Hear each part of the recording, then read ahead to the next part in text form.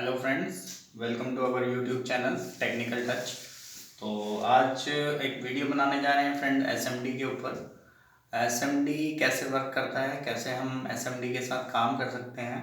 Surface mount device जो हमारा एक डिवाइस होती है जिससे हम शोल्डरिंग डिशोल्डरिंग वगैरह कर सकते हैं। तो इसको वीडियो को शुरू करने से पहले फ्रेंड्स, अगर आपने अभी तक इस चैनल को सब्सक्राइब नहीं किया है तो प्लीज़ सब्सक्राइब करें, लाइक करें, कमेंट करें। और कमेंट सेक्शन में अगर आपकी कोई क्वेरीज हों तो ज़रूर लिखें फ्रेंड्स, ताकि मैं उनको सॉल्व कर सकूं। तो वीडियो शुरू करते हैं फ्रेंड्स।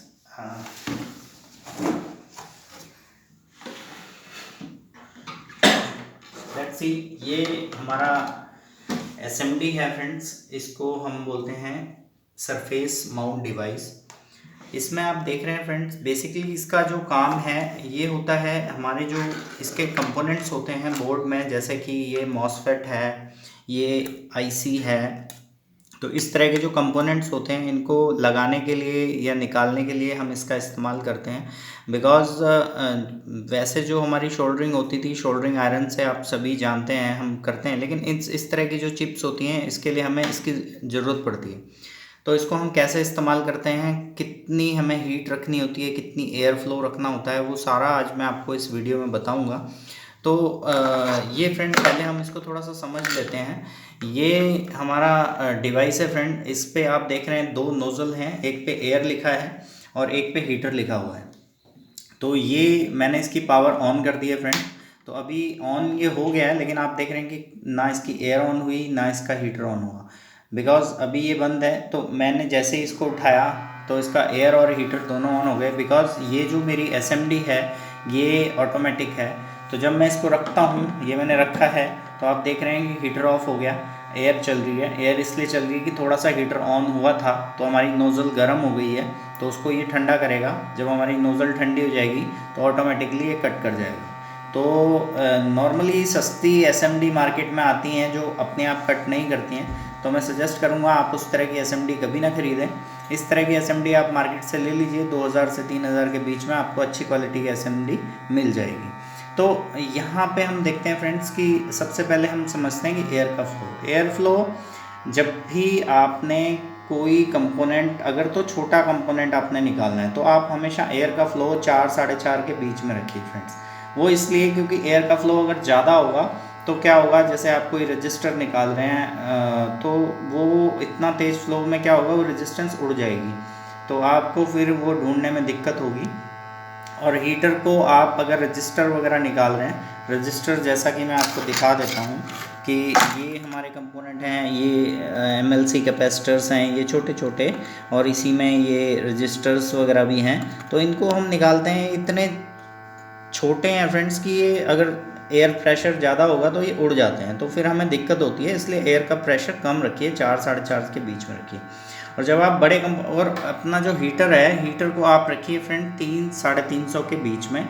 और अगर आप निकाल रहे हैं मॉसफेट वगैरह तो आप अपना हीटर जो है वो 450, 4 साढ़े 400 के बीच में रखिए। और एयर का फ्लो भी बढ़ाइए, इसको आप 7 तक कर दीजिए फ्रेंड्स, 7। तो ये मोटे कंपोनेंट जैसे कि हम कोई मॉसफेट वगैरह निकालते हैं। सेकेंडली फ्रेंड्स, अब मैं आपको एक मॉसफेट निकाल के दिखाता हूँ। निकालने के लिए ये हमारी, हमेशा जब आप नए हैं, आप काम कर रहे हैं, तो आप पेस्ट का इस्तेमाल ज़रूर करें, क्योंकि नॉर्मली हम तो ऐसे भी निकाल लेते हैं, लेकिन मैं आपको पेस्ट से निकाल के दिखाऊँ। पेस्ट से निकालने का फ़ायदा ये रहता है कि हमारा कंपोनेंट काफ़ी टाइम से लगा हुआ ड्राई हो जाता है, जिसको निकालने में हमें दिक्कत होती है। तो इसलिए हम इस पेस्ट का इस्तेमाल करते हैं। ये जो पेस्ट आप देख रहे हो ये नॉर्मली वाइट पेस्ट है। इससे सस्ती पेस्ट भी मार्केट में आती है, 10 रुपये की आपको वो इतनी सी डिब्बी मिल जाएगी। और ये जो है ये थोड़ा सा महंगी है, 25 रुपये के करीब है। तो ये एक पेस्ट है, नॉर्मली उखाड़ने लगाने के लिए आप इसी का इस्तेमाल करिए। और अगर आप चिप पे काम कर रहे हैं, किसी आईओ पे काम कर रहे हैं, तो फिर आप इस पेस्ट का इस्तेमाल कर सकते हैं फ्रेंड्स। ये जेल पेस्ट है फ्रेंड्स। इसको ये देखिए, अब बिल्कुल ये जेल है। ये जेल पेस्ट का इस्तेमाल करने की सलाह इसलिए मैं नहीं दे रहा हूँ छोटे कंपोनेंट्स पे, बिकॉज ये महंगी बहुत होती है फ्रेंड्स। ये जो अब डब्बी आप देख रहे हैं ये 1000 के करीब आपको मिलेगी। तो इसलिए इस पेस्ट को आप मतलब छोटे इन पे कंपोनेंट पे यूज़ ना करें। तो इस वाइट पेस्ट को इस्तेमाल इसलिए करता हूँ क्योंकि ये ब्लैक नहीं करती। नॉर्मली क्या होता है, हम सस्ती पेस्ट लेते हैं तो उस एरिया को काला सा कर देती है और गंदा सा लगता है, तो एक प्रोफेशनल वर्क नहीं दिखता है फ्रेंड्स। तो अब मैं आपको ये एक मॉसफेट निकाल के दिखाता हूँ। ये देखिए, हमारी ये जो हीटर गन है ये पूरा यहाँ से हीट दे रहा है बहुत ज़्यादा। तो हमने करना क्या है, हीटर मैंने अभी इसका 450 और 400 के बीच में किया है और एयर फ्लो जो है 7 और 8 के बीच में कर रखा है। तो ये देखिए, ये हमारा एक मॉसफेट है। तो इस मॉसफेट पे मैं ले गया हूँ और इस पे मैंने हीट देनी है। और इसकी जो नोज़ल है फ्रेंड, ये 2-3 अटैचमेंट आपको मिलेंगी। तो आप सबसे बारीक वाली नोज़ल इस्तेमाल करिए। उससे क्या होता है कि हीट हमारी फैलती नहीं है, जिससे कि हमें कंपोनेंट हमारा बाकी के कंपोनेंट डैमेज नहीं होंगे। तो हम इसको इस तरह से हमने इसको हीट देनी है, तो ये आराम से निकल जाएगा फ्रेंड्स।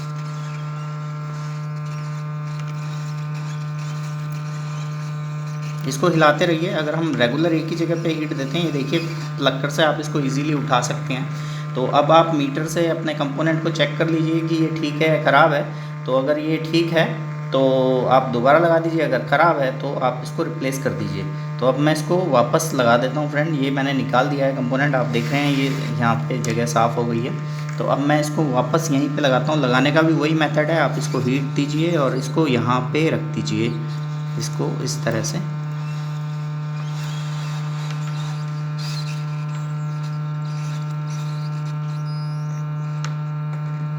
तो ये देखिए फ्रेंड्स, आप अपने हाथ पे प्लक्कर ज़रूर रखिए, जिससे कि आप इसको थोड़ा सा दबा सकें। अब आप देखिए ये यहाँ पे लग गया है। सेकेंडली, आप जब काम कर लें तो इसको वापस स्टैंड पे रख दें। स्टैंड पे रखते ही आपका हीटर ऑफ हो जाएगा और आपकी एयर चलती रहेगी।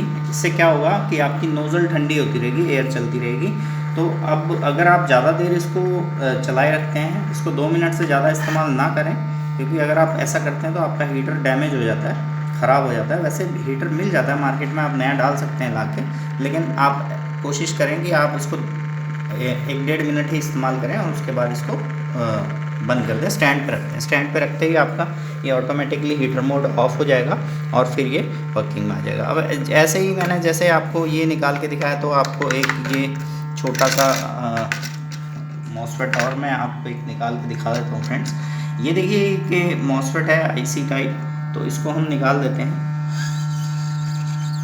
तो इस पर भी मैंने थोड़ी सी पेस्ट अप्लाई करी है फ्रेंड्स। मेथड वही है, आप इसको इस तरह से वो करिए हीट। और अगर आप चाहें तो कूलिंग टेप का भी इस्तेमाल कर सकते हैं फ्रेंड। कूलिंग टेप आपको मार्केट में मिल जाती है, आप अगल बगल में कंपोनेंट्स पे उसको लगा दीजिए। ये देखिए निकल गया है, ये बाहर आ गया। आप इसको वापस लगाना है तो आप इसको वहीं पर ऐसे रखिए और हीट दे दीजिए फ्रेंड, ये वापस वहीं लग जाएगा। तो आप कूलिंग टेप का इस्तेमाल भी हम कर सकते हैं। एक टेप आती है फ्रेंड, वैसे उस टेप को अगर आप अगल बगल में, जैसे कि ये रैम स्लॉट है साथ में, तो आप इस पर चिपका देंगे तो फ़ायदा ये रहेगा कि जब, क्योंकि ये बहुत ज़्यादा हीट है, ये हीट से ये चीज़ जो है डैमेज नहीं होती है, काला नहीं होता है। तो आप कूलिंग टेप ले सकते हैं, तो आप यहाँ पे लगा सकते हैं, मार्केट में आपको मिल जाती है। तो ये इस तरह से हमारा SMD काम करता है फ्रेंड्स। बहुत इजीली हम इससे कंपोनेंट निकाल सकते हैं, लगा सकते हैं। ऐसे ही हम ये IO को भी निकाल सकते हैं, इन चिप्स को भी हम इसी की मदद से निकाल सकते हैं, लगा सकते हैं फ्रेंड। मेथड यही रहेगा।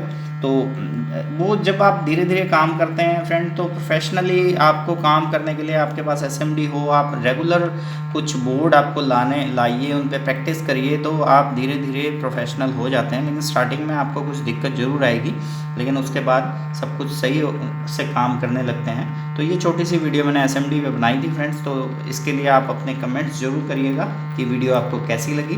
Thank you very much friends.